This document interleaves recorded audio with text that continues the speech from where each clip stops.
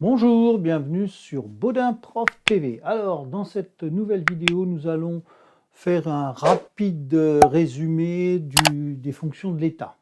Alors, nous commencerons par les fonctions régaliennes, c'est-à-dire le domaine réservé à l'État. On y trouve les règles de droit.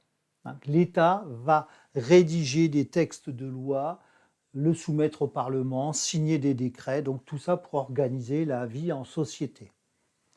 Elle va aussi garantir l'État, la sécurité et l'ordre public. Alors, par l'intermédiaire de la politique de défense nationale, premièrement.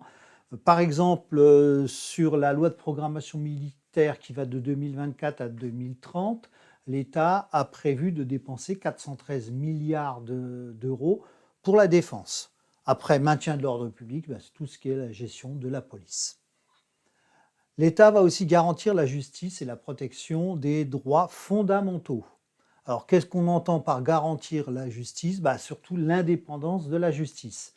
Et puis, pour la protection des droits fondamentaux, ils sont un certain nombre. Par exemple, le droit de vote, l'État va garantir le droit de vote, le droit au suffrage universel et autres. Et dernière chose, l'État va définir et mène la politique étrangère. Donc, c'est seul l'État a le droit de signer des traités et de mettre en place tout l'aspect diplomatique du pays. Maintenant, passons aux fonctions économiques et sociales. Donc là, ce n'est plus du domaine réservé uniquement de l'État. L'État va prendre une grande part, mais les départements, les régions peuvent aussi avoir leur rôle à jouer.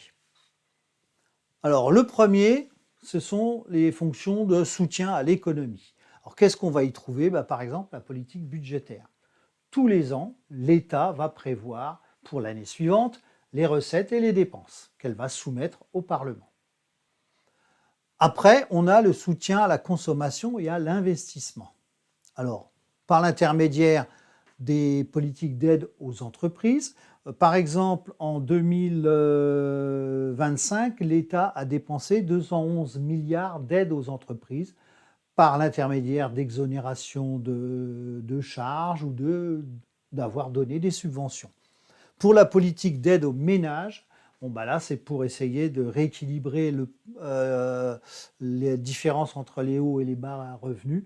Donc, on peut avoir des exonérations d'impôts pour les bas salaires et autres. On a aussi la redistribution des richesses. Donc, l'État collecte l'impôt et avec cette somme d'argent, elle va en redistribuer. Là aussi, on voit des fois que ça se croise, les éléments, pour essayer de limiter les inégalités. Alors, qu'est-ce qu'on y trouve? Les prestations sociales. Alors, les prestations sociales, c'est là pour garantir un revenu décent à tout le monde. Donc, on va y trouver les APL, les aides aux adultes handicapés. Et on a la protection sociale qui, elle, est là pour couvrir un risque social, par exemple la maladie. Vous allez avoir des prestations sur les indemnités journalières, la retraite avec les prestations retraite, le chômage avec les indemnités de chômage. Après, on a la fonction éducative de l'État. Donc, c'est l'État qui met en place le parcours scolaire, de la maternelle au lycée et autres, va fixer les programmes et va gérer aussi le personnel de l'éducation nationale. Et dernière chose, l'État est là pour protéger la santé. C'est-à-dire protection de la santé.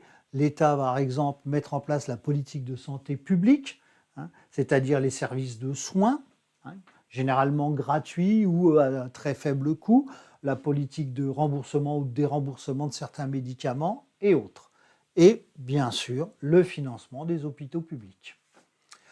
Voilà, j'en ai terminé avec cette vidéo sur les fonctions de l'État. Donc si vous avez aimé, n'hésitez pas à liker ma chaîne, à la partager et bien sûr à vous y abonner. Merci, au revoir.